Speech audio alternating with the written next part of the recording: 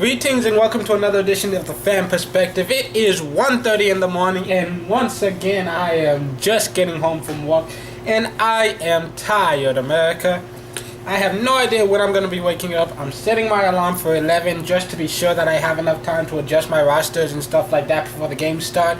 But it is more than likely, if you want to leave comments on this video, I'm not going to respond to them in time for the games. So yeah, don't expect any last minute up-to-date advice or whatever.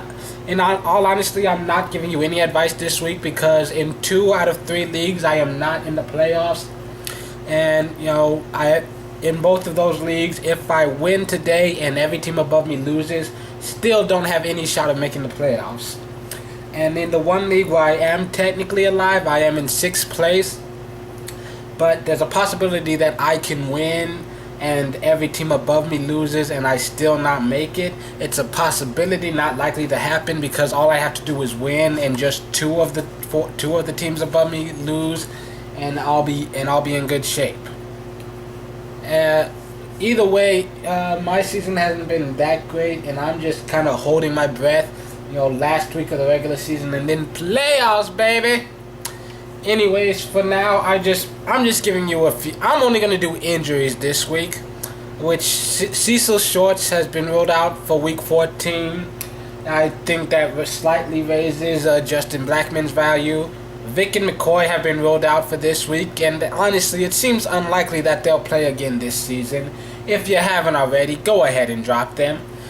Big Ben returns to action this week. I don't expect him to have a huge day, but his presence boosts the value for the entire offense. The receivers are going to get, at least one of the receivers should be able to get 70 to 80 yards, possibly find the end zone.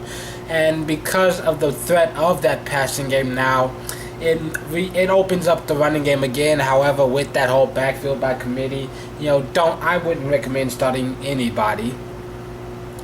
And for the Packers, Greg Jennings returned from injury last week, and in that same game, Jordy Nelson, it re-injured his hamstring. Nelson has been ruled out for this week.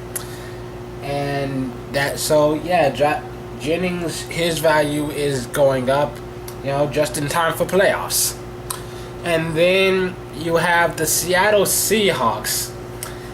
Brandon Browner, he begins his 4-game suspension this week. And Marcus Trufant will miss another week with his hamstring injury. And also Bryant, the defensive lineman, and Kam Chancellor, the safety, they are both probable, expected to play. So that defense looks a little bit weaker this week. They're not as scary as they were at the beginning of the season. However, they are facing the Cardinals, so you should probably play them as you normally would. Yes, Larry Fitzgerald is a beast, but I think Sherman should be able to do a good enough job against him, and those quarterbacks just don't give him the ball anyways. And last but not least, Demarco Murray returned from injury last week and had a great output. So unless you're like me, because I have Ahmad, Bradshaw, and Bryce Brown on my roster, that's like the only reason why you shouldn't put Demarco Murray in your starting lineup right now. Because he's back, he's healthy, Cowboys are going to use him. That's all I have for now. I'm going to bed right now, so good luck. I hope you'll get into the playoffs. If so, I'll be back with another episode next week. Hopefully it'll be much better.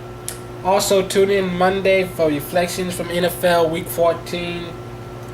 No, tune in Monday for NBA Weekly. I'm sorry. Tune in Tuesday for reflections from NFL Week 14 and fantasy football. And for Week 17, I decided that on Week 17, since fantasy season's pretty much going to be over for most people, and I'm just going to talk about the season as a whole, different things that happened, and possible things that we could see next year. Until then, I am your host, Nathan Lyle. Once again, I apologize for the shitty quality of myself as a speaker. It's 1:30 in the morning and I just got off of work. I'm tired, I'm hungry, and I'm ready to go to bed. I hope you have a much better Sunday than I'm having so far. Good luck in the playoffs.